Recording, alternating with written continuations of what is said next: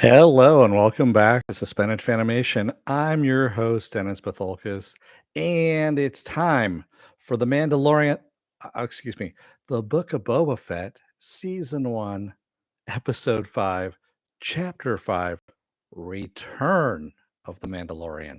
Welcome, everybody. Let me take care of some business first, and then we'll get down to it. If you like what you see here, like, share, and subscribe. If you're still on the fence about subscribing, take a look at the video that pops up at the very end here. YouTube takes the algorithms of all the stuff you've been watching and tries to match it as best as possible to one of the videos in my vast video library and pops it up here just for you. And if you like what you see there, hit that subscribe button down below there. And if you can, hit that like button and the share button as well. And if you don't want to know when I'm going to be on live again next, hit that bell down below, and YouTube won't notify you when I come on live.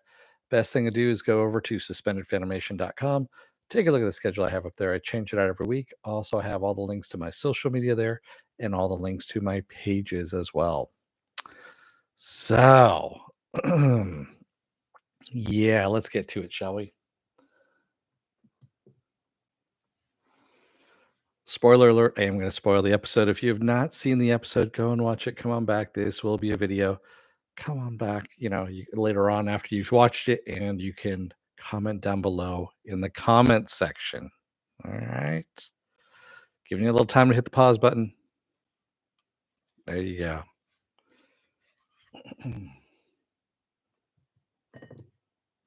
And as you can see, we have a very special guest with us tonight. So, yeah, there we go. Apple Crow says both of my favorite episodes of The Mandalorian, directed by Bryce Dallas Howard. Yeah, actually, after so first of all, let's just address the elephant in the room, shall we? Or the bantha in the room, I guess you could say, or something like that. Um, this was not a Boba Fett episode. There was Boba Fett wasn't even in this episode. This was a Mandalorian episode. And it's the best episode out of the Book of Boba Fett. It really is. So far, we have 2 more episodes to go. I thought there were 6 episodes. There's actually 7. And this could be the reason why there was 7 episodes instead of 6, is because they shoehorned in a Mandalorian episode just because, we have to wait until the end of this year or the middle of this year, I think is what was going on. So that I'm okay with. But at the same time, you kind of shit can Boba Fett at that point. I don't think, and I'm going to say this in as about as polite a way as I can. I don't think John Favreau should have written anything for Boba Fett. Yeah, I just don't think he. I know he's a fan of the character, but I don't think he can write the character. There, I said it. He can write The Mandalorian, that's great, but, yeah, he can't write, Boba Fett. I'm man, and also on top of that, I don't think Robert Rodriguez was the right person to showrun, Book of Boba Fett.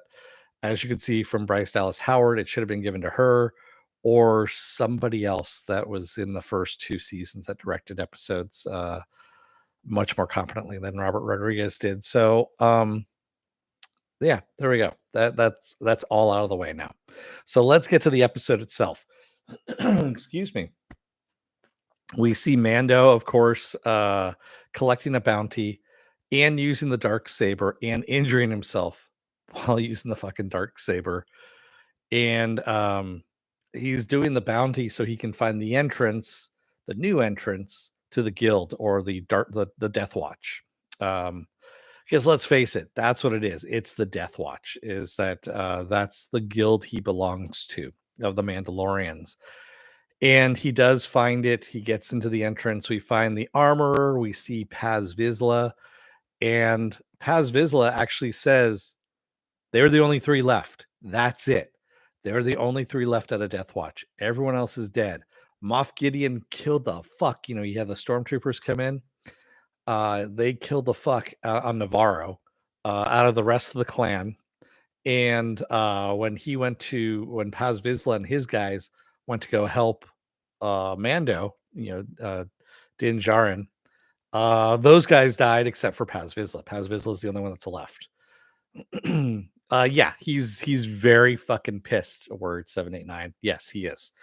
Um, and when he sees the dark saber, he's even more pissed because, as he says, that is his ancestors' weapon, made 1,000 years ago, and he says his house lays claim to it. Um, yeah. So of course they fight for it, and before they fight with it, they fight for it. We see the armorer training Mando and to use it, and he says it keeps getting heavier. This is something that we also saw with uh, Ren as well. She was having a little problem fighting with it until she was trained how to use the dark saber as well. And he's fighting the sword. We see this, and of course, when he ends up fighting Paz Vizsla, he barely. Well, once he drops the saber and just uses his Mandalorian tactics, then things go better that for him, and he wins the fight. So, yeah. Boba better as a cameo than a primary. Yeah, I agree with you there. So, Penn says, there have been too many self injuries with lightsabers. There have been too many injuries with lightsabers. About time we see one. Yeah, exactly. Um, so of course, once he reveals that he has removed his helmet before he gets kicked out, and the armorer basically says the only way you can redeem yourself is you got to find the underwater river on Mandalore, in the mines, which no longer exist because of the Night of Tears, which we also get to see, which was fucking badass. I love seeing the of Tears. We get a very Terminator esque kind of look, where you see the KS models of droids going through and just killing whatever Mandos were left. It was kind of brutal, actually, and I liked it. They did a good job on that one. So, of course, what's a Mando to do? But you need some transit. And so he ends up taking public transit and finds out what the problem with public transit is that he doesn't have a TSA pre-flight check. He's not part of that. So he has to check all of his weapons before he can get on board public transit. And there is a very the Rhodian that was in front of him, the Rhodian kid that turns around on the seat. I almost wanted it was almost kind of like a Christmas story kind of thing. I like the Wizard of Oz. Don't you like the Wizard of Oz? For some reason, I don't know why. That's what I thought of when I saw that scene. That made me kind of laugh. So, one of those things. So anyway, he goes to Tatooine because he needs a new ship. Pelemoto or Pelemato, whatever her name is there, and he goes to her because she says, "Hey, I got a ship for you," but of course she doesn't have it ready for him, and it's not a Razor Crest; it's a Naboo ship. And we meet them, by the way, as some animal is trying to eat one of the droids, and the droid that is trying to eat is called BD. Now, for those of you who don't play video games, there is a game called Star Wars Jedi Fallen Order where Cal Kestis, who is he's a Padawan who came about during Order 66. You're playing him, and one of the his little sidekick that you get early on is BD the droid. That's him. So that what they're saying is that Cal Kestis came to Tatooine at some point, and that's BD from there. Because we also have R7 from Star Wars: A New Hope as well that she has with him. She has with her, I should say. So, of course, we get a montage of them building this Naboo fighter, and it's actually going to be really super fast. It's going to be a hot rod, but it's not going to be able to seat anybody other than him. And they've hollowed out the droid section so that he can put, I don't know, plants or a head or something like that up there. Not much room, but it will get him from riding public transit. And of course, he does get stopped by some X-wing fighters, and because he doesn't have a transponder, and he tries out his little, Fast and the Furious nitro burn and takes off, and that's actually kind of cool. So, um, movie Fanobi says, yeah, that test flight was very. This is pod racing. Yeah. Well, we also get Mufinobi. You just reminded me of this too, and I'm going to say "fuck you" to John Favreau in a nice way.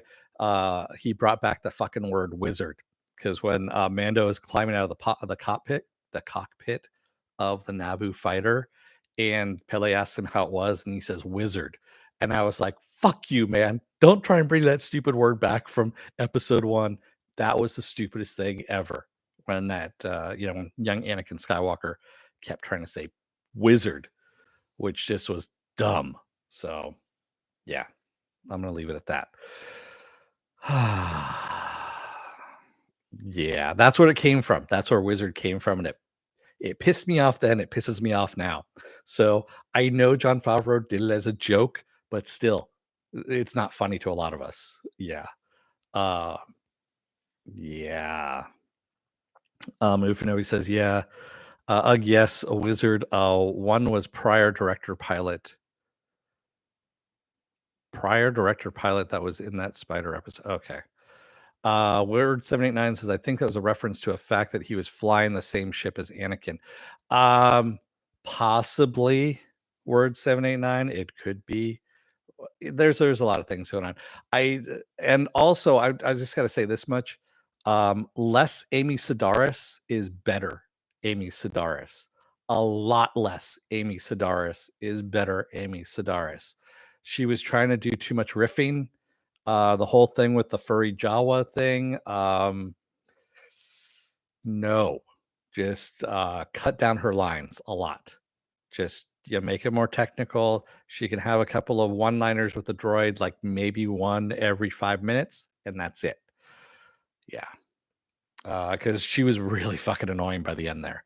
So at the end, of course, we have Fennec, who shows up and offers him a job, to as muscle, and also, oh yeah, we get this little thing that the armorer way back when tells Mando that his spear that he has, the Beskar spear, is against Mandalorian code because it can go through Beskar armor. Remember that for the future, because that's going to come up at some point in time as well. That the Beskar spear can go through Beskar armor. And she uses part of it in order to make something for Grogu that she gives to the Mandalorian so he can be on his way. So he says, yes. He goes, he tells Fennec, yes, I will, work for you, or I'll work for Boba Fett, but I'll do it for free because I owe him. He goes, but I got something I need to take care of first. So he is not going to go through, of course. We're not going to see this in the next episode. He's going to go and take care of his shit. He's going to come back for episode 6 and 7, and we'll be good from there. So, what I'm guessing is what's going to happen here is that Boba Fett is going to see the dark saber, not know what it's about, but then find out what it's about. And that whole thing about tribes, that he needs a tribe in order, you need someone to watch your back. And if he has the dark saber, if he can get it by combat, then he rules Mandalore. You see where this is going now at this point. So we're setting up season 3 of The Mandalorian, where Boba Fett's going to be going after the dark saber. Bo-Katan's going to be going after the dark saber. Pretty much anybody's. Paz Vizsla's going after the dark saber. Anybody who's a Mandalorian is going to be going after that dark saber. Even people that aren't Mandalorians are going to be going after the dark saber. So yeah, that's where we're at this point. And also I did like when Din asked the armor about Bo-Katan, and she basically kind of waves her hand away, and she's like, yeah, she didn't win that dark saber. She was part of the prophecy. She's the reason why Mandalore went the way it did, is because of the prophecy that if you don't win the dark saber by combat, if it's just given to you, then you bring about woe onto Mandalore and all its people. So yeah, that's kind of interesting right there. Word 789 says, it says a lot when the best episode of the Book of Boba Fett doesn't contain Boba Fett. Yeah, I know. Move Nobi says, yeah, it seemed like a dagger on a chain or chainmail or Mando necklace. I don't know what it was. I mean, it looked like chainmail is what I thought she was making. Like maybe she made him a little chainmail shirt, or I don't know. You know, he's small, so we can figure. Then we'll find out what it's going to be. Oh, there's not going to be any mention of Darth Maul. Darth Maul is dead. Word 789. He is dead. We saw him die. We literally saw him die in Rebels. So he is gone. And yeah, they closed that book completely. They being Dave Filoni. So this is a great episode. And again, no Boba Fett. So what the fuck, man? That's why we're saying what the fuck on all of this. So yeah. Um I don't know. I'm hoping that the next two episodes or the last two episodes, supposedly the last episode ties everything together according to Ming Na Wen. Um, we'll see. We'll see. I'm just hoping that that's the case and it doesn't, it isn't shit canned by the end there. Yes, this all does set up season 3 of The Mandalorian. I agree with you, Cheryl. So sorry, I got some asshole neighbors out in the fucking hallway right now, which you can probably hear. But Mufinobi says when his leg was sliced, I thought he was going to borrow the back to. Yeah, I did too. I'm like, hey, you gonna go over into Boba's back to tank? Make sure you hose that shit down because he's been living in that for like a couple of weeks now. So you might want to decontaminate it because you don't want to get the coronavirus, all of that. So wait, that's a different universe. So Mufinobi says he needs some Iron Man goo to stick in those wounds. Yeah, he does. Yeah, he does. Word 79 says the action was good in this. The plot had me intrigued, and I forgot I wasn't watching Mandalorian. You mean Boba Fett? Yeah. Mufinobi says still smells like Gamorrean. Yeah, it smells like pork in there. What's going on, man? That back to tank smells like pork. We need to hose it down. Um, Word 79 says it really shows how uninteresting Book of Boba Fett is. Well, it's not that the Book of Boba Fett is uninteresting. It's that it's the direction, quite honestly. Because what was it? The one that Robert Rodriguez directed the first two, then the third episode was actually decent. It was a decent episode and it wasn't directed by Robert Rodriguez. And that's why I was going, okay, this has some merit. And then the fourth episode came and everyone was like, what the fuck? You know? So, and yes, Raymond, thank you. Favreau does voice Paz Vizsla. He has ever since the animated series. So that is John Favreau doing his voice, and it's being filtered through, whatever, and so it doesn't sound like him.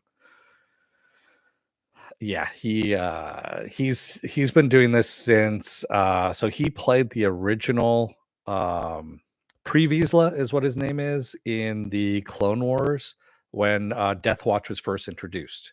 So he has actually been voicing a Vizsla, if you will, since the Clone Wars series. It is still him, yes. Um, yeah, they filtered it through a little more modulation to make it's still him though. Yeah. He's not giving up that character. I mean, yeah. Um Mufino says, you think Ahsoka will show up to fight the Pikes? Didn't she fight with them? And she did. There is a good possibility that she could show up in this. That's true. We could get a little Ahsoka action in on that. That would be kind of cool, quite honestly. I didn't think about that one, Mufinobi. That's a good call on that one.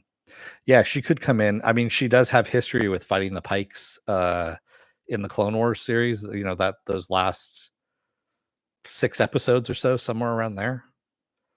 Word 789. Ring worlds have been around long before Halo was even thought of. I believe before the Halo creators were even born. So that is not it's not a video game, it's actually part of science fiction. those kind of ring worlds like that. So it's actually kind of a precursor to Dyson spheres. Yeah. Oh yeah, Penn, I want Ahsoka back as well. I do too. I still wish we got Ashley Eckstein, there we go. As you know, Ahsoka, but we got what we got. At least we got a live action Ahsoka. So I'm just not a big, fan of Rosario Dawson at the moment for some things. So what else do I have going on this week? Well, tomorrow is going to be Peacemaker. I'm going to be doing Peacemaker tomorrow. Friday is going to be Resident Alien. That's right. I know it premieres tonight, but it's going to be way too late and all that kind of stuff. So we're going to do that on Friday. Saturday is going to be Saturday morning blast off. Or take the genre news of the week and your genre stuff you guys want to talk about. We talk about it. Sunday I'm off. Monday I'm off, and then Tuesday we roll back around again to is it worth my time? I don't know what I'm doing as of yet. We'll figure something out. And then Wednesday we roll back into the Book of Boba Fett, Mandalorian. Ah, man. Yeah. Raymond says, didn't you mean episode 2 was the good one? Episode 2, was that the one that was directed by someone else? Maybe it was episode 2. I can't remember now. So Mufino says it's her series 2023 or 22. I believe it's this year. No, wait. Obi-Wan's this year. Ahsoka is next year because they just started filming Ahsoka and they have been filming Obi-Wan. So yeah.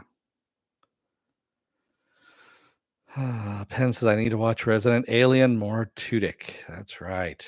More Alan Tudyk. Alan Tudyk's awesome. Yeah, I just saw a movie for nobody. They just announced that it just started filming for Ahsoka because they're still casting some stuff too. They just what's her name? Mary Elizabeth Winstead, for example, which I announced on Saturday, is cast in Ahsoka. We don't know what role she's playing, but we know she's going to be in Ahsoka. I'm hoping that they're actually going to bring in Inquisitors at this point too. Some Inquisitors had to survive, up until this point now in the Mandalorian era, and I want to see Inquisitors. Inquisitors were actually a pretty fucking frightening and great idea that Dave Filoni came up with. And I want to see some live action Inquisitors, man, especially with that lightsaber that looks like a ring with the handle in the middle that kind of turns like a helicopter. That actually looks fucking scary.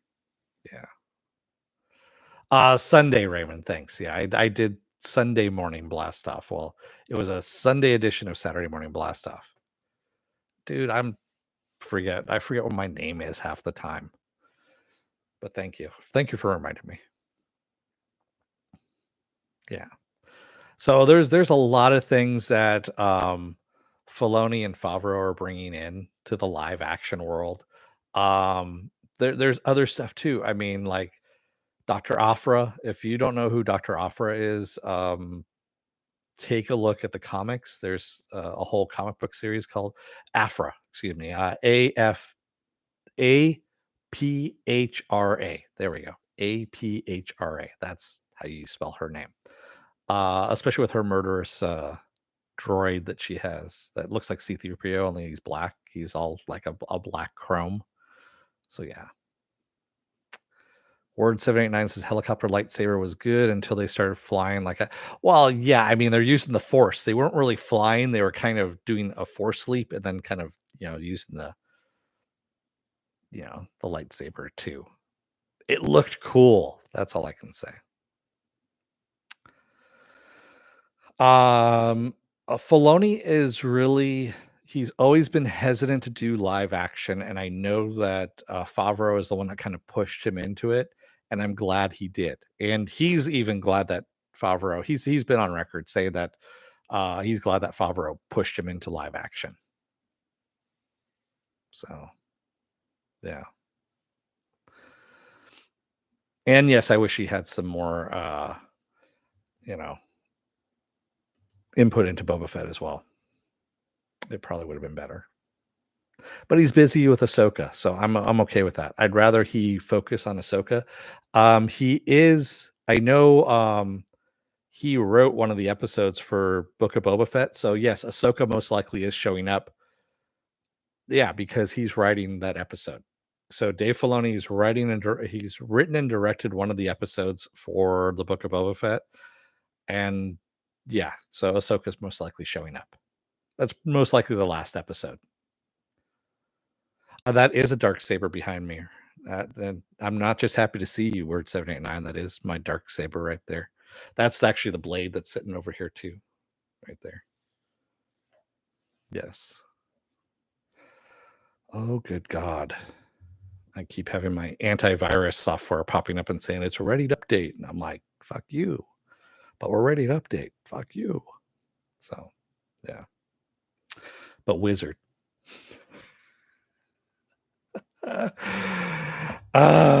Man. And maybe we'll get Cal Kestis as well. I mean, I want to see Cal Kestis come in. We already know who the actor is. I mean, the actor was the one is the guy who got modeled off of they used him as the model for the video game. There we go. Monahan is his name, or he played the Joker in the Gotham TV series. Did I ever show it lit up? I did not, Mary Finobi. But I have lit it up before. It's a pain in the ass to actually put the blade in. You actually need tools in order to open it up to slide the blade in and blah blah blah blah blah. So yeah. And if I had like more room and kind of a permanent place instead of rental, I would actually do lightsabers on the wall behind me. But yeah. You finally got your notification from YouTube, Apple Crow? All right, because we're getting ready to go. Word 79 says, but my minor issue is that they need to add more blur effect to when it's yeah. I know what you're talking about for the lightsaber blur. Yeah, I know what you're talking about. Yeah, they need to add a little bit more and maybe even a little more sound. I know that's what the dark saber was kind of cool about, was it really doesn't make that sound. It doesn't make the woo, woo kind of sound. It just kind of cuts through, and that's because of what it's made out of. So good night, movie Fanobi. Yeah. Yeah, I should probably get going as well because we're almost at the half hour mark here. And I really don't want this to be longer than the episode itself. So, yeah, you know how it is. So, with that said, I want to thank everybody who joined me tonight in the chat and thank you if you made, yeah, you over there, you know who you are. If you made it this far in the video, if you're still on the fence about subscribing, take a look at the video that pops up here at the very end. YouTube takes the algorithms of all the stuff you've been watching and tries to match it as best as possible to one of the videos in in my vast video library, and pops up here just for you. And if you like what you see there, hit that subscribe button down below there. And if you can, hit that like button, the share button as well. And if you want to know when I'm going to be on live again next, you can go over to suspendedfanimation.com. Take a look at the schedule I have there. I change it every week. And also, I have all the links to my social media on there and all the links to my pages as well. Penn asks, which Grogu is this behind me? This is the snackin' something Grogu. It's kind of funny. I wasn't gonna buy this thing, and then Amazon had it on sale for like $35 or something like that. And I was like, I think it's originally like $80. And I was like, all right, bye. Yeah. And it's pretty funny, actually. I mean, he's animatronic. Here, hang on. Since we're here.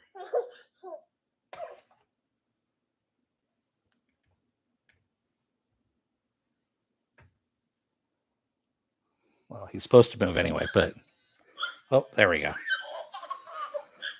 As you can see, as creepy as it is. Galactic Snackin', thank you. There we go. It's the Galactic Snackin' Grogu.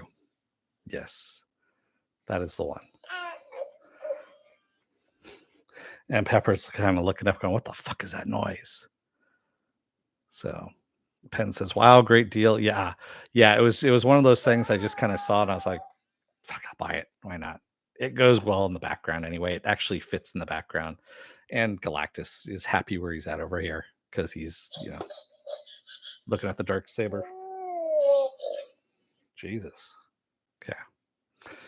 Well, with that said, I'm gonna let you guys go for the evening. Thank you, everybody. I will see you again tomorrow for Peacemaker. Until then, don't let the door hit your ass on the way out. Otherwise, you may have an animatronic puppet behind you that takes over and just kind of steals the show. But that's what happens in this kind of thing. Thanks, everybody. I will see you again tomorrow night. Until then, stay safe, be well, take care, wear those masks, get those vaccine shots, get the booster as well, because it doesn't work without the booster. Get the flu shot too. And stay safe out there, everybody. I will see you again tomorrow. Take care and have a good rest of your night. Thanks, everybody. Good night.